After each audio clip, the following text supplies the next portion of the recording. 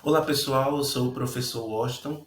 Sejam muito bem-vindos à nossa disciplina de Direito de Família.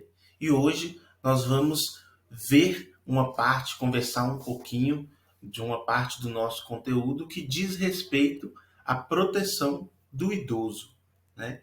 Nós temos aí na nossa cultura uma, uma ideia criada de que a pessoa idosa ela é, né, aquele senhorzinho, aquela senhorinha, a dona Benta lá do sítio do Pica-Pau Amarelo, aquela vovozinha de crochê, de cabelo branco, aquele vovozinho, né, que fica lá jogando xadrez na pracinha, aquela pessoa muito fragilizada. Será que é isso mesmo? Eu gostaria de conversar com vocês um pouquinho hoje sobre esse assunto, ver o que o nosso legislador ele trouxe, né, de normativas relacionadas à proteção do idoso e qual é a relação que nós temos aí de direitos fundamentais, de direito de família com a questão da pessoa idosa, ok? Bom, o direito do idoso, ele é aquela parte do nosso direito que vai compreender os estudos dos direitos que são assegurados à pessoa idosa. E aí eu trouxe, destacando aqui para a gente, algumas das normativas que nós temos no nosso ordenamento jurídico brasileiro que tratam da questão da pessoa idosa, né? Por exemplo, a Lei 8.842 de 94, que fala sobre a Política Nacional do Idoso, trazendo diretrizes e princípios que envolvem o direito do idoso, por exemplo. O Decreto 9.921 de 2019, que consolida os atos normativos editados pelo Poder Executivo Federal sobre a temática da pessoa idosa. A Lei 10.173, que trata sobre a prioridade de tramitação aos procedimentos judiciais em que a pessoa idosa, né, com idade igual ou superior a 65 anos, figure como parte. Temos também o decreto 9893 de 2019, que traz para a gente a explicação do que é o Conselho Nacional de Direitos da Pessoa Idosa, cria esse conselho, e também o que vai permear o nosso encontro de hoje, que é a Lei 10.741 de 2003, que é conhecida aí como Estatuto do Idoso. Qual o primeiro ponto de partida, né? O primeiro ponto de partida ficou engraçado, mas qual é o ponto de partida da nossa aula para discutirmos o direito do idoso? É a nossa Constituição da República de 1988. Por quê? Porque na nossa Constituição vamos ter momentos aí, basicamente 3 momentos, em que o direito do idoso, que também é chamado, como vocês podem ver aí na tela, de velhice, né, na nossa Constituição, ele é tratado. Então nós temos lá no artigo 203 dizendo que a assistência social ela será prestada a quem dela necessitar, independentemente de contribuição à Seguridade Social, e tem como um dos seus objetivos a proteção à velhice, né? E isso liga-se ao princípio da solidariedade, né? O Estado e nós, enquanto componentes do Estado, né, da Seguridade Social, como vocês vão ver lá no final do curso, no 8º, 9º, 10º período, quando vocês estudarem o direito previdenciário, que as pessoas que estão por exemplo, nessa condição de velhice, elas precisam de desse tipo de assistência, né? E cabe à sociedade, ao Estado, fornecê-las. O artigo 229 da Constituição, ele também diz que os pais têm o dever de assistir, criar e educar os filhos menores, e os filhos maiores têm o dever de ajudar e amparar os pais na velhice. Então temos aí também mais uma passagem falando sobre a temática da pessoa idosa. E por fim, lá no capítulo 7, em que a Constituição trata da família, da criança, do adolescente, do jovem e do idoso, nós temos no artigo 230, nos seus 2 primeiros parágrafos, dizendo que a família, a sociedade e o Estado, eles têm o dever de amparar as pessoas idosas, né? E temos aí a previsão que os programas de amparo aos idosos, eles serão executados preferencialmente nos seus lares, né? E isso a gente permeia aí com o princípio da solidariedade familiar.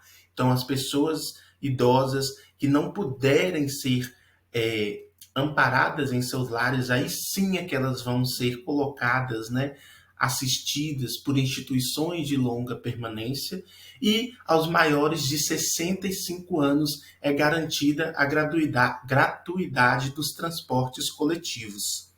Bom, saindo da Constituição e adentrando um pouco na nossa principal normativa sobre o assunto, que é o Estatuto do Idoso, nós temos que o Estatuto do Idoso, ele é uma lei do ano de 2003, do dia 1º de outubro de 2003.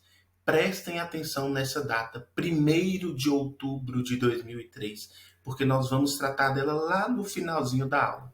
É a lei 10.741 e que, como sustentado aí pelo ministro Ricardo Vilas Boas, do STJ, o Estatuto do Idoso, ele é uma norma de ordem pública e de aplicação imediata, devendo incidir, inclusive, sobre contratos firmados antes da sua vigência.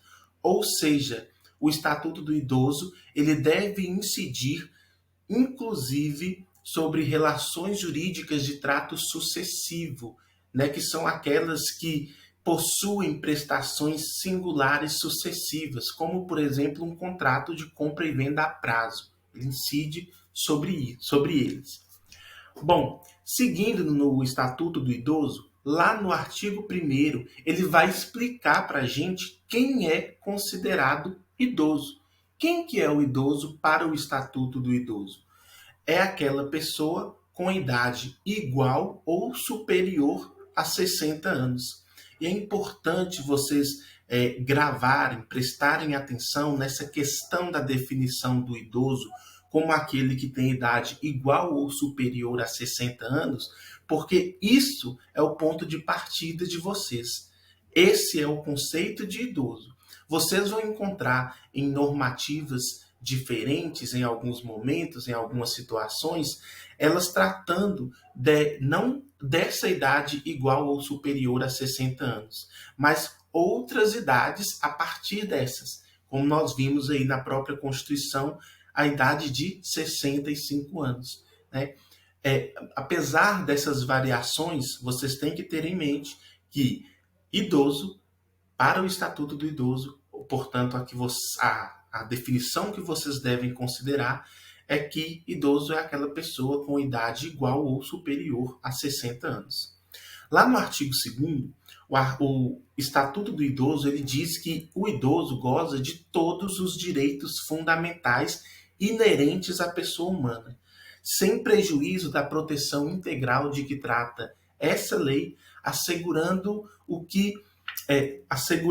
por lei ou por outros meios todas as oportunidades e facilidades para a preservação da sua saúde física e mental e o seu aperfeiçoamento moral, intelectual, espiritual, social, em condições de liberdade e de dignidade.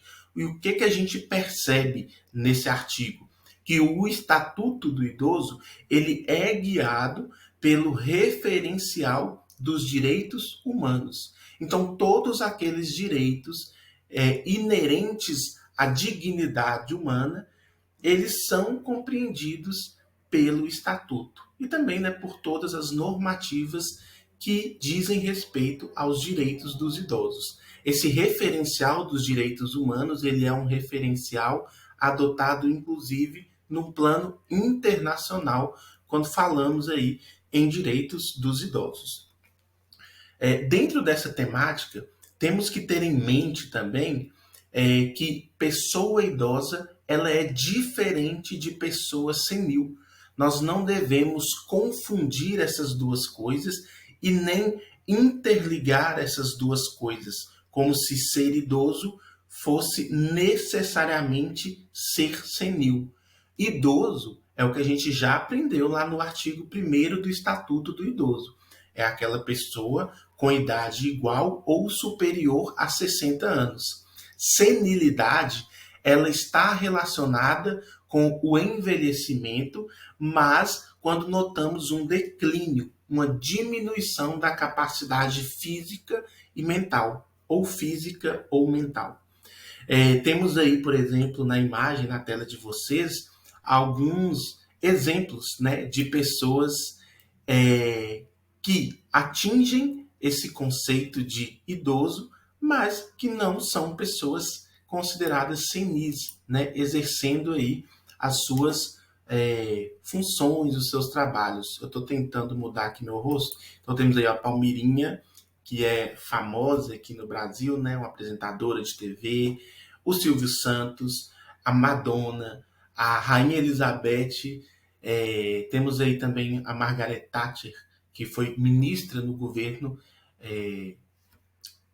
da Rainha durante o reinado da Rainha Elizabeth, né, o próprio ex-presidente Michel Temer, são pessoas que se encaixam no conceito de idoso, mas não apresentam, né, pelo menos a gente não tem esse conhecimento de que são pessoas senis. Eu trouxe como exemplo justamente para a gente ver, né, que pessoa idosa não necessariamente é uma pessoa senil. Um caso a se destacar é o da Margaret Thatcher, que está aí na nossa primeira imagem. Ela é um exemplo de uma pessoa que era idosa, porque ela já faleceu, e tinha demência. Então, portanto, ela era idosa e era considerada senil. Mas isso porque as condições de saúde dela levaram ela a apresentar esse quadro de demência na terceira idade. Ok? Então, espero que tenha ficado clara essa questão aí para a gente não confundir. Bom, seguindo adiante na nossa matéria, eu tenho mais uma questão para tratar. Oh, Deus. Seguindo adiante, perdão, eu tenho mais uma questão a tratar com vocês sobre essa discussão da pessoa idosa versus pessoa senil. Isso dentro do nosso direito de família, aqui na disciplina da professora Anne Schiller. Lá no nosso Código Civil, no artigo 1641, quando estamos tratando de regime de bens do casamento, temos a previsão de que é obrigatório o regime da separação de bens no casamento da pessoa maior de 70 anos. Então, a discussão que paira em torno desse artigo, inclusive discussões dizendo que há aí uma inconstitucionalidade, é nessa impossibilidade da pessoa maior de 70 anos poder escolher qual o regime de separação de bens que ela pode optar no seu casamento. Né? A ideia aqui é que o nosso legislador ele quis trazer uma proteção a mais para as pessoas idosas nessa idade, né? Para evitar, por exemplo, eventuais golpes. Mas será que necessariamente nessa idade, a pessoa com 70 anos, ela não tem o discernimento, a capacidade para escolher o regime de bens do casamento? Será que podemos, nessa roupagem de proteção, não questionar se o legislador ele não está discriminando a pessoa idosa? Então fica aí o questionamento para vocês. Temos o exemplo do nosso ex-presidente aí que está na tela, Michel Temer, que ele, com a idade que ele tem, né, mais de 70 anos, ele pôde exercer o cargo de presidente da República. Mas ele não pode escolher o regime de bens do casamento? É claro que existem discussões, eu só estou provocando aqui, aguçando a curiosidade e o conhecimento de vocês, ok? Bom, seguindo nessa temática, temos, em relação ao direito do idoso, a absoluta prioridade desses direitos. Só que nós também temos, quando a gente estudou lá a criança e o adolescente, os direitos da criança e do adolescente, nós temos também a previsão da absoluta prioridade, né? Porque a absoluta prioridade ela é prevista no Estatuto da Criança e do Adolescente e a absoluta prioridade também é prevista no Estatuto do Idoso. E se em um caso concreto estivermos diante da absoluta prioridade do idoso versus a absoluta prioridade da criança ou do adolescente, qual a absoluta prioridade que nós devemos considerar? Nesse caso concreto, nós vamos considerar a da criança e do adolescente. Por quê? Porque a absoluta prioridade da criança e do adolescente ela é prevista na Constituição da República de 88, né?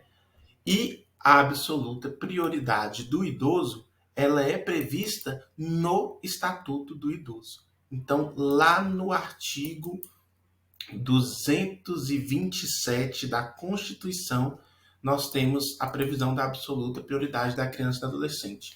E pelo fato do Estatuto do Idoso ser uma norma infraconstitucional, a Constituição ela prevalece sobre ela, e aí temos a prevalência, nesse caso, do direito da absoluta prioridade da criança, do adolescente ou do jovem.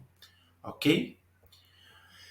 Até porque é um dever da família, da sociedade e do Estado, né, assegurar essa absoluta prioridade. E quando falamos de absoluta prioridade do idoso, que absoluta prioridade seria essa? Quais são elas, né? Essa previsão está lá no artigo 3º do Estatuto do Idoso, né, e compreende várias coisas, como atendimento imediato e individualizado nos órgãos públicos e prestadores de serviços da população, a capacitação e reciclagem dos recursos na área de geriatria e gerontologia e na prestação de serviços aos idosos, priorização no atendimento, uma destinação privilegiada de recursos públicos para as tratativas de proteção do idoso.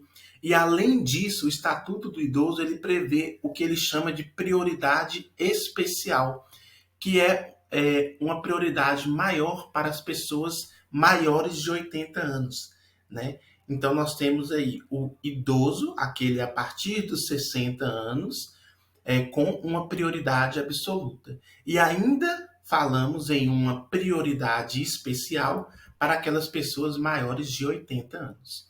E aí, seguindo nesses direitos fundamentais que o Estatuto do Idoso trata, nós destacamos o direito à vida, né? Lá no artigo 8º do Estatuto do Idoso, nós vimos que o envelhecimento ele é um direito personalíssimo e a sua proteção é um direito social, é um direito personalíssimo porque ele só pode ser exercido pelo seu titular, né? Um direito intransferível, inalienável e irrenunciável, e é um direito social porque ele é considerado um direito de segunda dimensão.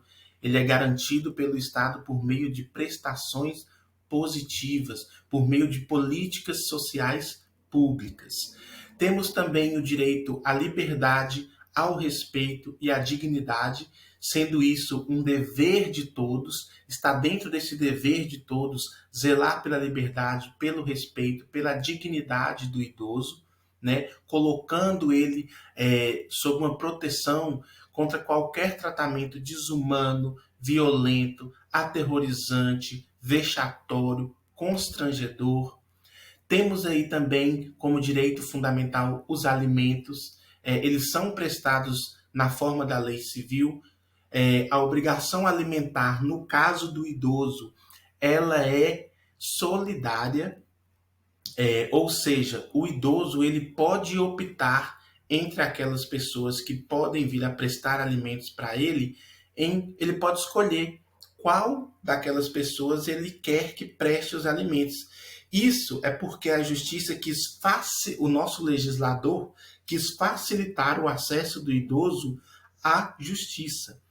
E, portanto, ele não precisa fazer essa pesquisa, né, detalhada de quem teria condições de prestar os alimentos para ele. Não, por ser uma obrigação solidária, aí a gente chama de solidariedade legal, o idoso pode escolher qual prestador ele vai acionar judicialmente. Ele não precisa acionar todos, né? E aquele que foi acionado, ele tem o direito de regresso contra aqueles outros que poderiam vir a ser. As transações relativas a alimentos, elas poderão ser celebradas perante o promotor de justiça ou defensor público, que vai referendar essas transações e elas vão ter o efeito de título executivo extrajudicial. Bom, quando falamos nessa questão dos alimentos, né, também falamos em solidariedade familiar, em dever de assistência entre parênteses, entre parentes, perdão, e quando estudamos os alimentos, né, na nossa matéria de direito civil, temos aí também a figura dos alimentos avoengos, que é quando os avós, e olha que interessante, avós são o grau ascendente, né, e não necessariamente o idoso. Que tem a possibilidade, né, de serem chamados aí para prestar alimentos, sendo os alimentos avoengos de caráter subsidiário e complementar, né, conforme inclusive sumulado pelo STJ lá na súmula 596. Ok? Bom, destacamos também que o idoso ele tem garantia do direito fundamental à saúde. E é garantida a proteção integral à saúde do idoso, né, por intermédio do SUS, com acesso universal, igualitário. E nessa promoção da saúde, o artigo 15 do Estatuto do Idoso ele traz uma série de previsões, né, todas visando a prevenção, a promoção, a proteção e a recuperação da saúde do idoso.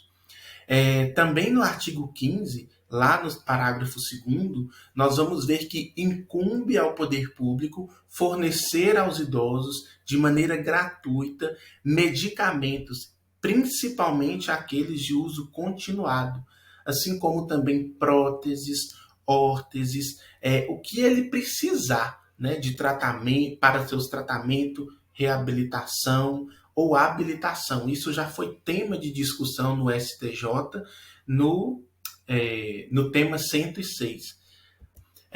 Bom, também relacionado ao direito à saúde, nós temos a previsão de que é vedada a discriminação do idoso nos planos de saúde pela cobrança de valores diferenciados em razão da idade. Isso também já foi alvo de discussão no STJ. E essa discussão ela existiu e ainda persiste, né?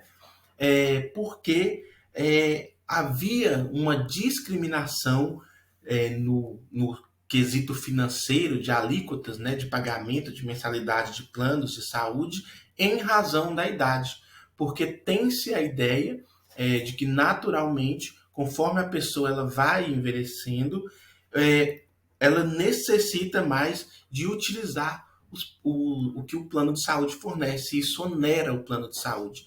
Isso significa que ele não pode, os planos de saúde não podem fazer reajustes de acordo com o envelhecimento da pessoa? Não, mas ele vai ter que fazer reajustes observando determinados elementos, né? Tem que ter previsão contratual, tem que ser observadas as normas expedidas pelos órgãos governamentais que regulamentam essas questões e não podem ser aplicados percentuais desarrazoados, percentuais aleatórios que trazem uma oneração excessiva ou discriminem aquele idoso enquanto consumidor.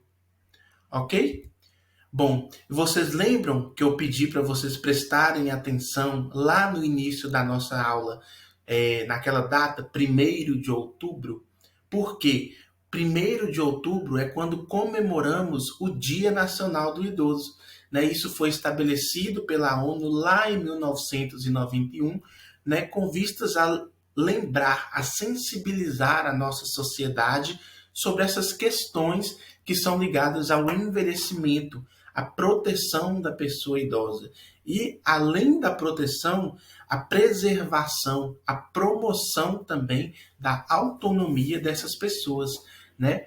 No censo do IBGE de 2017, nós já tínhamos 26 milhões de pessoas idosas no Brasil, né? E dentro da população idosa, que é aquela do nosso conceito de idade igual ou superior a 60 anos, nós ainda temos um nicho de pessoas mais velhas, acima de 80 anos, né? Que é uma população de super idosos, digamos assim. Então, não se trata de uma parcela invisível, pequena da população. Naturalmente, a maioria, né, de nós vai envelhecer, vai precisar de normativas de proteção. Discute-se muito que muito dos direitos dos idosos eles já existiam na Constituição e precisou ser criado um microsistema de proteção, como o Estatuto do Idoso. Por quê? Porque na nossa cultura o idoso ainda não tinha os seus direitos efetivamente respeitados. Então precisou de fazer esse reforço e precisa de nós, enquanto né, juristas, formadores aí, investigadores aí do direito, analisarmos se essa garantia de direitos ela vem sendo observada. Bom, eu espero que vocês tenham gostado. Essa era a intenção da aula, passar por algumas noções sobre os direitos fundamentais dos idosos. Nós continuamos à disposição pelo Canvas, pelos sistemas de vocês. Qualquer dúvida, podem entrar em contato e até a próxima.